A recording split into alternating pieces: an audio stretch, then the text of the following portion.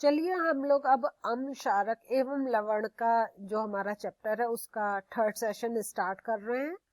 और मुझे विश्वास है कि जो हमने पहले 2 सेशन में सीखा है वो आप लोगों को ने रिवाइज करा है और आप लोगों को याद है।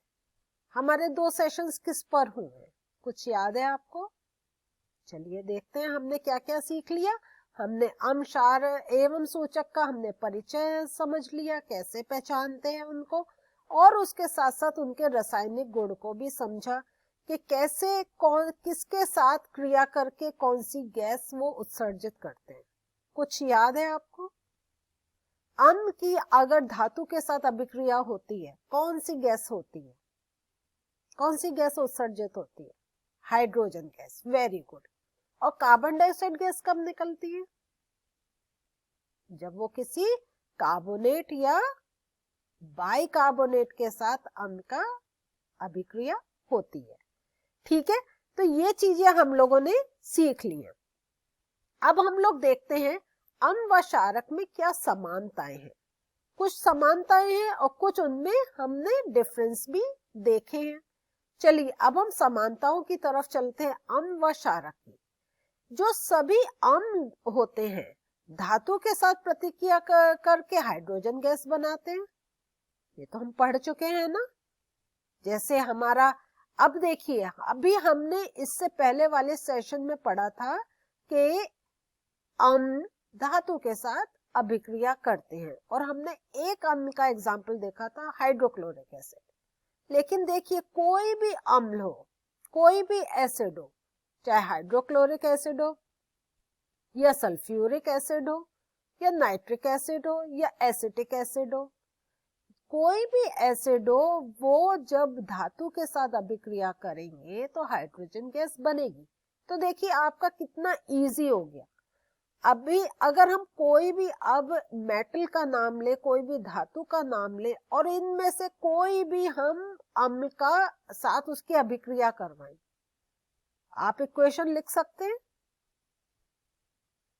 हर धातु की, हर एसिड के साथ आपको इक्वेशन याद करने की कोई जरूरत ही नहीं है, क्योंकि आप ये जानते हैं अम्ल जो धातु होते हैं वो हाइड्रोजन गैस निकालते हैं और लवण बनाते हैं। अब जो क्षार होते हैं या क्षारक होते हैं भी धातु के साथ अभिक्रिया करते हैं, प्रतिक्रिया करते हैं, और ये भी हमने पढ़ा है कि वो भी क्या करते हैं, हाइड्रोजन गैस निकालते हैं। ये हम पढ़ चुके हैं। तो इसका अर्थ क्या हुआ, चाहे अम्ल हो या क्षार हो सभी हाइड्रोजन गैस निकालते हैं। तो ये हमें क्या मिल रहा है, दोनों में एक समानता मिल रही है कि कैसे अम्ल और क्षार, क्षारक धातु के साथ अभिक्रिया करके हाइड्रोजन गैस का उत्सर्जन करते हैं या हाइड्रोजन गैस बनाते हैं। तो सभी यौगिक जिसमें हाइड्रोजन है, एसिड नहीं है। तो देखिए अब अभी हमने जो पहला जो हमने सेशन करा था उसमें हमने बताया था हाइड्रोजन आयन अगर निकल रहे हैं इसका मतलब वो अम्ल होते हैं। लेकिन हाइड्रोजन आयन अलग चीज हो, हाइड्रोजन गैस एक अलग चीज हो। तो इन दो का आप डिफरेंस समझें। तो सभी यौगिक जिसमें हाइड्रोजन है एसिड नहीं है, जैसे कि ग्लूकोज, अल्कोहल इत्यादि में हाइड्रोजन तो है लेकिन ये अम्ल नहीं है। हमने क्या देखा था, आपको याद है जब हमने अम्ल के हमने कर देखा था कि कितने तरह के अम्ल होते हैं, तनु होते हैं, हमने डाइल्यूट, कॉन्सेंट्रेटेड के बारे में पढ़ा था। फिर हमने एसिटिक एसिड का भी नाम पढ़ा था। तो वो हमने कहा था ये स्ट्रॉन्ग एसिड में नहीं आते, क्यों? क्योंकि वो हाइड्रोजन और जो है उसमें ब्रेक नहीं है, जैसे HCl हाइड्रोजन और क्लोराइड आयन में ब्रेक हो जाता है। लेकिन हमने एसिटिक एसिड CH3COOH का एग्जाम्पल दिया था। हमने ये क्या कहा था, ये उतने प्रबल एसिड नहीं माने जाते, क्यों? क्योंकि ये वैसे पूरे हाइड्रोजन आयन और एक दूसरे आयन में नहीं टूटते। इनका जो जो ब्रेक होता है वो एक अलग तरीके का होता है। और ये जो आते हैं ये ऑर्गेनिक केमिस्ट्री के में हम इनको और ज्यादा ध्यान से पढ़ेंगे। तो ये जो हमारे हैं, तो ये हमें एसिड, ऐसा नहीं है कि हाइड्रोजन है तो हम उनको एसिड के पूरे एक कैटेगरी में रख सकते हैं। हाइड्रोजन युक्त सभी यौगिक अम्लीय होते हैं। चलिए थोड़ा सा इसको और एक एक्सपेरिमेंट से समझते। इसमें क्या करा हमने तनुकृत अम्लीय विलयन डाला और एक कील। ऐसा क्यों कर रहे हैं?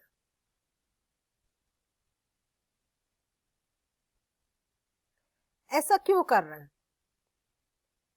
ये देखिए, देखने से लग रहा है ना हम एक कोई सर्किट बना रहे हैं। अब हम एसिड की बात कर रहे हैं, ये सर्किट का हमारा यहाँ क्या काम है, इसको अभी हम देखेंगे कि जब हमने इसमें अम्ल डाला है तो हम देखेंगे कि ये जो बल्ब है ये जलने लगे। देखिए यहाँ पे तनुकृत अम्लीय विलयन है ना, तो यहाँ पे क्योंकि हमारे क्या है, हाइड्रोजन आयन निकल रहे हैं, हाइड्रोजन, तो ये हमारा, आप जानते हैं कि करंट तभी हमारे इसमें बहेगा जब इसमें आयन प्रवाहित होंगे, आयन का फ्लो होगा, और जब आयंस का फ्लो होगा तभी क्या होगा, बल्ब जलेगा। तो यहाँ पे, और हमने खाली इसमें क्या डाला है, एक एसिड डाला है, और यहाँ पे हमने कील क्यों डाली, क्योंकि वो गुड कंडक्टर है, कि वो अपने अंदर से जो करंट होता है उसे जाने देते हैं, उन्हें आगे बढ़ाते हैं। तो अम्ल के जो जलीय घोल होता है उसमें इलेक्ट्रिक का संवहन क्या दर्शाता है कि अम्ल जलीय घोल में हाइड्रोजन आयन देता है, और यही हाइड्रोजन आयन जलीय घोल में इलेक्ट्रिक जो करंट है उसका कंडक्शन करता है, उसका संवहन करता है। इसलिए ये जो हमने इसमें डाला है, जो एक सॉल्यूशन एक जो डाला है वो अम्लीय है। आगे इसको और समझते हैं, लेकिन आप क्या देखेंगे, जो ग्लूकोज है, अल्कोहल है, ग्लूकोज का फॉर्मूला याद है, C6H12O6। Very good. अल्कोहल कैसे पहचानते हैं, जिनके बाद OH आ जाता है, जैसे C2H5OH, इथाइल अल्कोहल, है ना। ये जो विलयन होते हैं ये विद्युत का चालन नहीं करते, और हम ये कैसे कह रहे हैं ये विद्युत का चालन नहीं करते, क्योंकि जो अभी हमने आपको सर्किट दिखाया, तो जब हम उसमें अल्कोहल डालेंगे तो बल्ब नहीं जलेगा। बल्ब नहीं जल रहा है इसका मतलब हाइड्रोजन आयन नहीं निकल रहे हैं। तो हमें यह पता चल गया कि जब अल्कोहल डाला हाइड्रोजन आयन नहीं निकल रहे, जबकि हम जानते हैं उसका फॉर्मूला C2H5OH, अल्कोहल है, OH आ रहा है, हाइड्रोजन है उसमें, लेकिन वो हाइड्रोजन आयन में नहीं टूट रहा है, एक हाइड्रोजन आयन नहीं निकल रहा है जो चालन करता है, इसलिए हम कहेंगे कि ये अम्लीय नहीं है। ग्लूकोज C6H12O6, H हमें 12 हम कह रहे हैं, H12, लेकिन वो हाइड्रोजन आयन उसमें से नहीं निकल रहा है, इसलिए वो अम्लीय नहीं है, इसलिए बल्ब नहीं जल रहा, क्योंकि देखिए ये आपको सब मिला के समझना पड़ेगा। हाइड्रोजन आयन नहीं निकल रहे हैं इसलिए बल्ब नहीं जल रहा है, क्योंकि हमारा पूरा कंडक्शन नहीं हो रहा है, और हाइड्रोजन आयन ही हमें बताते हैं कौन सा विलयन हमारा अम्लीय है। तो ये आप समझने की कोशिश करें, और अगर कहीं आपको कंफ्यूजन है तो मैं ये कहूंगी इसको एक बार खुद पढ़िए, फिर से ये वाला सेशन देखिए, और तब आपको समझ में आएगा। ठीक है, तो बल्ब के जलने से हमें यह पता चलता है कि जो विद्युत का, जो इलेक्ट्रिक करंट का जो प्रवाह है वो नहीं हो रहा है, और हम ये जानते हैं वो प्रवाह तब कब होता है जब उसमें आयन बहते हैं। आगे चल के और चीजें समझते हैं। सोडियम हाइड्रोक्साइड, कैल्शियम हाइड्रोक्साइड, ऐसे जो क्षारक हैं, इनका एक उपयोग करके अगर हम ये सेम क्रियाकलाप करेंगे तो क्या होगा, आप क्या निष्कर्ष निकालते हैं? बल्ब जलेगा? हाँ, बल्ब जलेगा। क्यों? क्योंकि जो सोडियम हाइड्रोक्साइड है, ये जो कैल्शियम हाइड्रोक्साइड है, ये क्या है? ये एल्कली है ना, ये क्षार है ना। तो ये जो है, इनमें जब ब्रेक हो रहा है तो क्या हो रहा है? OH आयन निकल रहा है, आयन निकल रहे हैं, और आयन ही विद्युत का प्रवाह करते हैं। तो या तो हाइड्रोजन आयन हो या OH आयन, दोनों ही विद्युत प्रवाह करते हैं। अब जलीय विलयन में अम्ल व क्षारक का क्या होता है? जलीय विलयन में यहां देखिए, अब हम लोग क्या कर रहे हैं, इसमें हमारा सांद्र सल्फ्यूरिक एसिड है और इसमें सोडियम क्लोराइड है। तो अब आप देख रहे हैं सोडियम क्लोराइड की हम सल्फ्यूरिक एसिड के साथ रिएक्शन कर रहे हैं। अब हम क्या करेंगे, इसके पास लिटमस पेपर लेकर आएंगे। हम देखेंगे अगर लिटमस पेपर बिल्कुल सूखा है तो हमें कोई फर्क नहीं मिलेगा, लेकिन अगर हम इसको गीला करके पास में लाएंगे तो हमें उसका रंग बदलता हुआ दिखाई देगा। तो ये सूखे और गीले का क्या रिलेशन है, इसको अब हम समझते हैं कि ये सूखे और गीले का क्या रिलेशन है, कि सूखे में रंग नहीं बदल रहा है, गीले में बन रहा है, रंग उसका बदल रहा है। तो जल की उपस्थिति में क्या होता है, अणु जो होते हैं वो हाइड्रोजन आयन उत्पन्न करते हैं।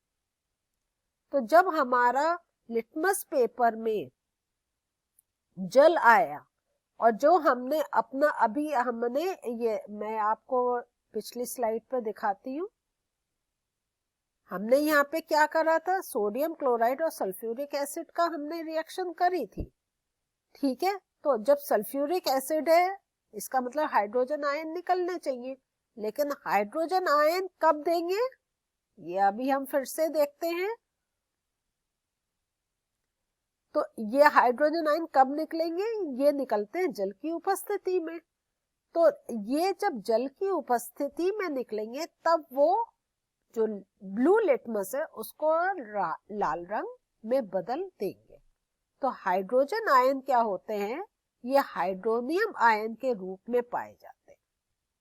तो जो हम हाइड्रोजन आयन की बात कर रहे हैं ना, एक्चुअली ये हाइड्रोनियम आयन के रूप में पाए जाते हैं, क्योंकि ये जल के साथ मिलकर हाइड्रोनियम आयन प्रोड्यूस करते हैं।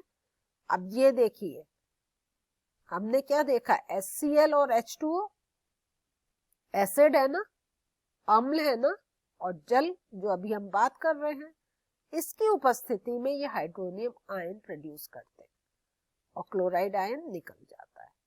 जो हम H आयन कह रहे थे एक्चुअली वो हाइड्रोनियम आयन। और जल की उपस्थिति में क्षार क्या करते हैं, NaOH है, Na और OH में टूट जाते हैं। मैग्नीशियम हाइड्रोक्साइड है, मैग्नीशियम और OH आयन में वो टूट जाएंगे। अब हम लोग देखते हैं अम्ल तथा क्षार एक दूसरे के साथ कैसे अभिक्रिया करते हैं, कुछ याद आया? हाँ, अम्ल और क्षार जब आपस में मिलाते हैं तो क्या होता है, उदासीनीकरण अभिक्रिया होती है, न्यूट्रलाइजेशन रिएक्शन। और इसमें क्या करते हैं, अब जो हम ये अभी हमने लास्ट सेशन में भी पढ़ा था, न्यूट्रलाइजेशन रिएक्शन, इसका मतलब क्या हुआ, ये एक दूसरे को उदासीन कर देते हैं। मींस जो उनकी जो एसिडिक प्रॉपर्टी होती है या जो उनकी बेसिक प्रॉपर्टी होती है वो एक दूसरे को वो कैंसिल कर देते हैं।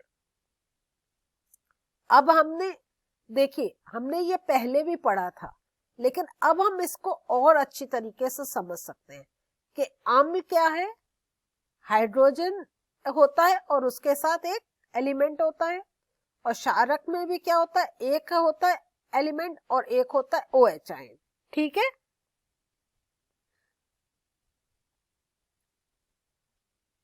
तो ये जो होते हैं H और OH, ये मिलके तो जल बना देते हैं।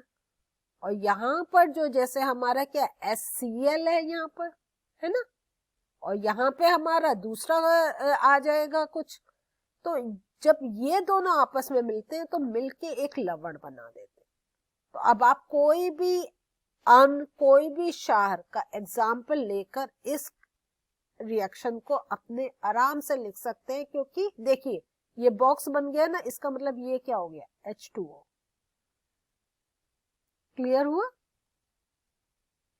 अब कुछ चीजें आपको याद रखने की है, वो क्या है कि सभी क्षारक जल में घुलनशील नहीं होते, और जल में घुलनशील क्षारक को ही हम क्षार कहते हैं। तो इसका मतलब क्या हुआ, सभी क्षार क्षारक होते हैं, परंतु हर क्षारक क्षार नहीं होता। दूसरा हम देख रहे हैं, जल के साथ अम्ल या क्षारक को मिलाते समय हमें बहुत सारा सावधानी बरतनी चाहिए। हमेशा अम्ल या क्षारक को ही जल में मिलाना चाहिए। ऐसा क्यों हम कह रहे हैं, इसको मैं एक पिक्चर से आपको समझाना चाहती हूँ। ये देखिए, अम्ल है, आप जल डालेंगे तो इसमें से ऊर्जा उत्पन्न होती है, और बहुत ज्यादा ऊर्जा उत्पन्न होती है, जो बाहर निकलती है आपको नुकसान कर दे सकती है। लेकिन जल में अगर आप अम्ल डालेंगे तो उसकी जो भी ऊर्जा है वो जल में न्यूट्रलाइज हो जाएगी, कम हो जाएगी, आपको नुकसान नहीं पहुंचाएगी। तो जल में अम्ल डालने से मिश्रण